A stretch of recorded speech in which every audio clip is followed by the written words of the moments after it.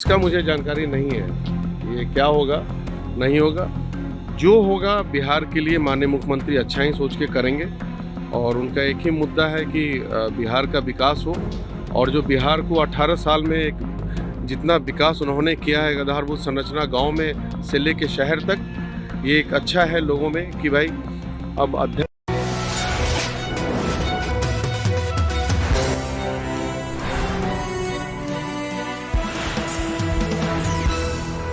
बैठक खत्म होने के बाद कोई क्या करेगा। बैठक खत्म हो तो निकलना स्वाभाविक है। समय नीतीश कुमार नजर नहीं आए। किसके समय ब्रीफिंग जब हो रही थी तो नजर नहीं आया नीतीश कुमार। देखिए, वो अधिकृत किसी को कर दिया गया था ब्रीफिंग के लिए। बैठक तो बहुत अच्छे से सफलतापूर्वक हुआ, इसमें कहीं दो मत नहीं है। और अच्छे से इंडिया गठबंधन लड़ेगा, मिलके लड़ेगा और रिजल्ट भी आएगा। सीट शेयरिंग की बात सामने आ रही थी कि इस बैठक में सीट शेयरिंग होगा, लेकिन सीट शेयरिंग की तो बात हो ही गई है कि 15-20 दिन के अंदर सीट शेयरिंग की भी बात हो जाएगी बिहार में।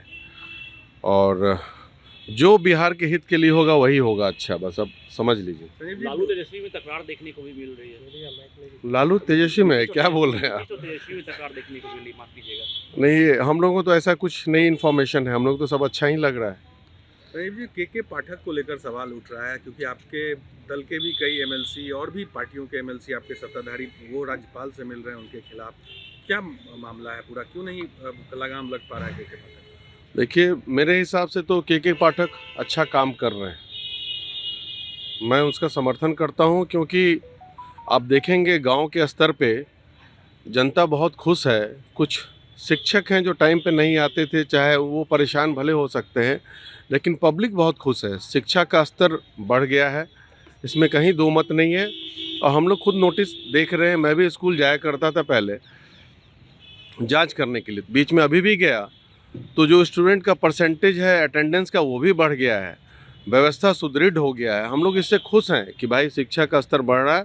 और माननीय मुख्यमंत्री के देने, कोई पदाधिकारी को जैसा आदेश होता है वैसा काम करता है। ऐसा नहीं है कि के पाठक का नाम होना चाहिए, इसमें माननीय मुख्यमंत्री नीतीश कुमार की देन है कि शिक्षा का स्तर सुधर रहा है। जैसा निर्देशित करेंगे अधिकारी वैसा काम करता है। फिर सवाल ये भी है कि कल सभी सांसद नीतीश कुमार से मिलने गए थे, लेकिन सीतामढ़ी के सांसद है सुनील कुमार पिंटू, वो नदारत रहे और कई बार नीतीश कुमार के खिलाफ ही बयान देते नजर आ रहे हैं। वो तो भाजपा के थे ही पहले से, कुछ नया है नहीं। भाजपा के थे, फिर से वो भाजपा में जाएंगे, इसमें कहीं कोई दो मत नहीं लग रहा है हमें। इससे कोई असर हमें नहीं पड़ रहा है। ऐसे कितने सांसद आते हैं जाते हैं, हमारी पार्टी मजबूती से है और विकास कर रही है बिहार में।